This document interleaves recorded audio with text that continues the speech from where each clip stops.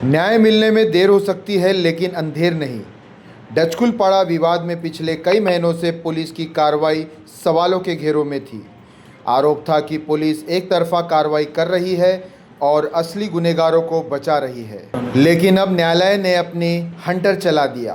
Court ने सख्त आदेश देते हुए कहा है कि इस मामले में जुड़े हर एक अपराधी पर बिना किसी भेदभाव के कड़ी कार्रवाई की जाए।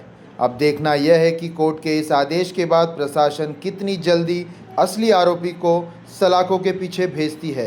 मैं हूं सैफ खान और आप देख रहे हैं बीटी न्यूज़ मीरा भयंदर। ये मैं सबसे पहली बात आपको बताना चाहूँगा, आप लोगों ने देखा था जो ढाचकुलपाड़े के जो वारदात हुई थी, उसमें हम सब लोगों ने देखा था, उसमें एक वन साइड एफआईआर लॉन्च हुई थी, जिसमें हमारा यही पुलिस प्रशासन से हमारी रिक्वेस्ट थी कि क्रॉस एफआईआर इसमें दर्ज हो, क्योंकि एक दो ग्रुप के बीच में झगड़ा हुआ था और देखा गया था कि दोनों के हाथ में वेपन थे, दोनों ने अनलॉफुल असेंबली क्रिएट किए थे, लेकिन कहीं ना कहीं एक वन साइड एफआईआर लॉन्च हुई थी। फिर उसके एक हफ्ते के बाद में हमने देखा एक एफआईआर तो लॉन्च हुई थी, लेकिन वो सिर्फ एक फॉर्मेलिटी के हिसाब से लॉन्च हुई थी। उसमें जो सेक्शन थे वो सिर्फ एक बेलेबल सेक्शन था, जिसमें हम सेटिस्फाई नहीं थे। तो उसके बाद में हमने एक एप्लीकेशन दी है सीनियर साहब को, कमिश्नर साहब को और डीसीपी साहब को कि एज पर एविडेंस, सारे वीडियोस है इसमें, फोटोज है, एज पर एविडेंस जो एफआईआर में जो सेक्शंस बैठते हैं वो सेक्शंस आप लगाइए, क्योंकि कहीं ना कहीं देखा गया है सिर्फ एक ही ग्रुप के ऊपर आपने एन नंबर ऑफ सेक्शन लगाए और दूसरे ग्रुप के ऊपर आपने सेक्शन ही लगाए। कानून जो है वो हर व्यक्ति के लिए उतना ही है, लेकिन कहीं ना कहीं एक पॉलिटिकल प्रेशर से एक ही पर्टिकुलर कम्युनिटी को टारगेट किया गया था और दूसरी तरफ सेक्शन नहीं लिए गए थे। फिर उसके बाद में हमने हाई कोर्ट में हमने रिट पिटीशन फाइल किया। रिट पिटीशन फाइल करने के बाद में जब आर्ग्यूमेंट हुई, एक डायरेक्शन पास हुआ था रिट पिटीशन में हमारे हाई कोर्ट में कि डीसीपी साहब को एक डायरेक्शन गया था कि 3 वीक्स का आपको टाइम दिया जा रहा है, उसमें आपको पूरा डिटेल में रिप्लाई फाइल करना है। लेकिन उसके बावजूद भी डीसीपी साहब का रिप्लाई उसमें फाइल नहीं हुआ था। फिर 17 तारीख को हमारी फिर से आर्ग्यूमेंट थी, तो उसमें ऑनरेबल हाईकोर्ट से उनको 2 दिन का टाइम दिया गया कि 2 दिन के अंदर आप रिप्लाई फाइल करो।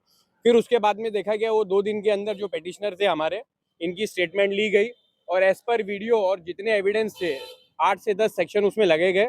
अनलॉफुल असेंबली के, आर्म्स एक्ट के, राइटिंग के जो सेक्शन थे सारे सेक्शन उसमें ऐड हुए। फिर आज हमारी तारीख थी कोर्ट में, इसमें डीसीपी साहब ने एक एफिडेविट भी फाइल किया है डीसीपी साहब ने हाईकोर्ट में, और इसमें डीसीपी साहब ने वो सारी चीज़ें बताई कि किसी कारण की वजह से वो रिप्लाई फाइल नहीं कर पाए थे, लेकिन कल और परसों में वो पेटिशनर को बुलवाए सीनियर साहब के थ्रू और हमारे काशीगांव पुलिस स्टेशन में सारे सेक्शन ऐड हो गए। इससे हम सेटिस्फाई है, क्योंकि कहीं ना कहीं ये देखा गया था कि पॉलिटिकल प्रेशर से पुलिस ने सेक्शन ऐड नहीं किए थे, लेकिन हमको हमारी जुडिशरी सिस्टम पे भरोसा है और वहाँ से डायरेक्शन आया और लोगों को न्याय मिला और सारे लोगों को अभी एक फिर से एक उम्मीद जाग गई कि कानून सबके लिए है। जैसा कि मैंने आपको बताया, बीइंग ए कोर्ट ऑफिसर, हमें हमारी जुडिशरी पे पूरा भरोसा है। देर सवेर थोड़ा वक्त लगा, 1 महीना गया, लेकिन देर सवेर सबको न्याय मिला, इससे हम बहुत खुश हैं। किसी की गिरफ्तारी हुई है?